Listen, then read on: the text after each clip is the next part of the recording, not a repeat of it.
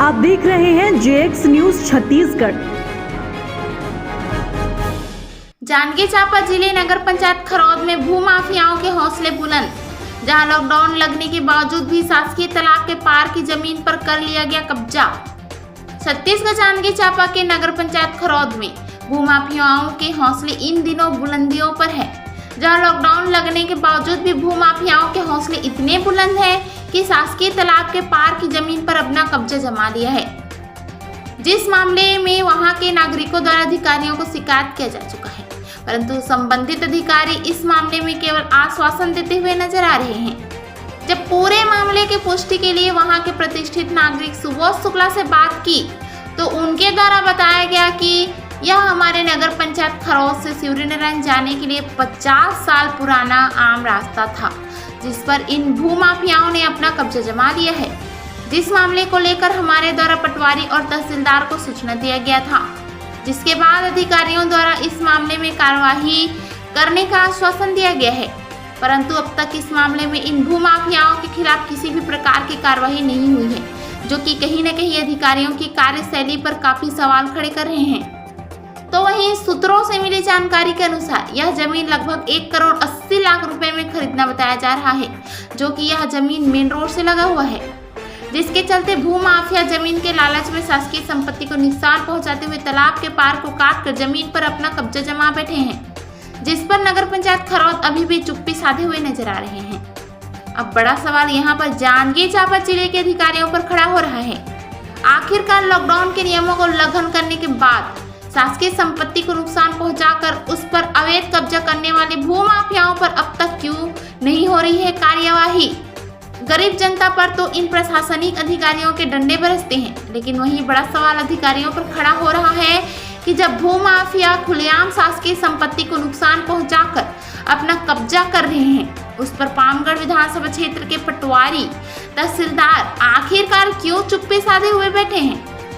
सवाल तो बहुत है, मगर जवाब एक भी नहीं। छत्तीसगढ़ जांजगीर नवनगर राजा भाटा से बालेश्वर का सबकी रिपोर्ट।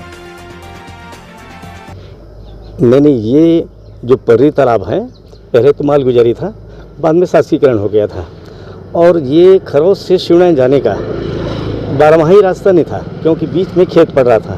तो जब 4 महीने जब खरौद से जाते थे, जब बीच में, तो ये तालाब के पार से ही रास्ता था पूरा, जिसमें गाड़ी का आना जाना था और बगल में रास्ता भी छूटता था।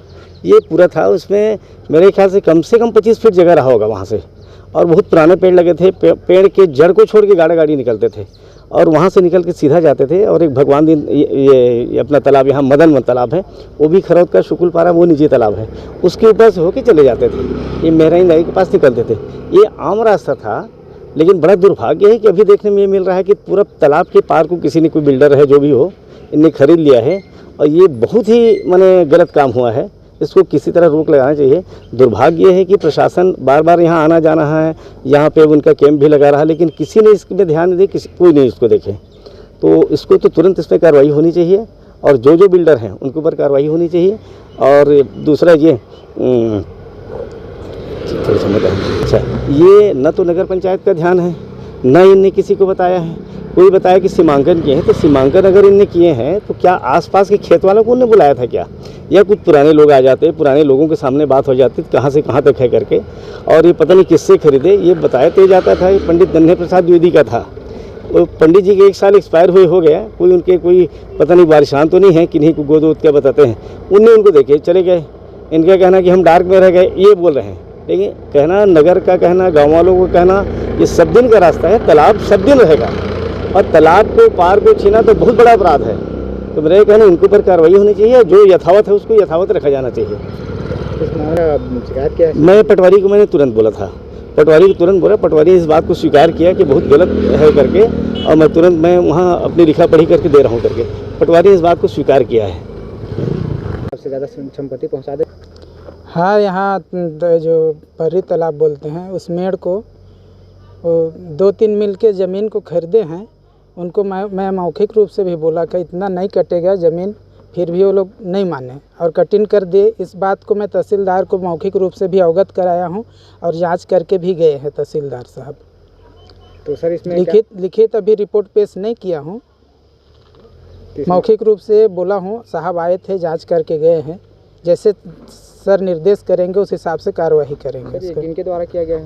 ये राहुल थवैत और 3 जन हैं, नाम तो सबका नहीं जान रहा हूँ, राहुल थवैत का जान रहा हूँ।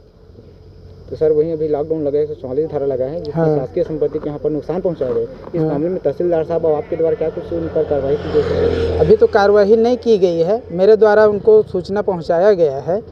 तहसीलदार साहब जैसे भी निर्देश करेंगे उस हिसाब से कार्रवाई होगा। उनको है तहसीलदार साहब जो काट छाट किए हैं उनको पुनः मतलब उनके द्वारा पूर्व में जो था उस हिसाब से कार्रवाई करेंगे कह के बोले हैं मौखिक रूप से। यदि आपने हमारे चैनल को सब्सक्राइब नहीं किया तो कर दीजिए और बेल आइकन को दबाना ना भूलें ताकि आपको हर खबर की अपडेट मिलती रहे।